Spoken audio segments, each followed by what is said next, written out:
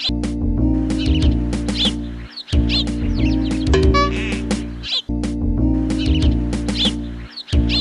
বড় শান্তির ছেলে পচা, কোথায় গেলি রে বড়া? কাজে যাবি না? তাড়াতাড়ি বাইরে বেরিয়ে আয়, আমরা সবাই দাঁড়িয়ে আছি তোর জন্য।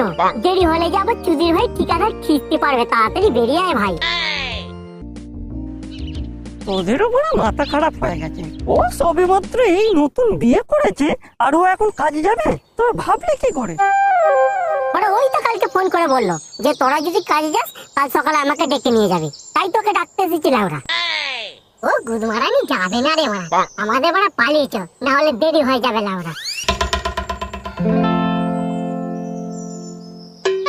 কিরে বড়া, কোথায় ছিলি এতক্ষণ ধরে যে তোকে ডাকছি? কানে কি কাটা বড়া গুজে রেখেছিলি?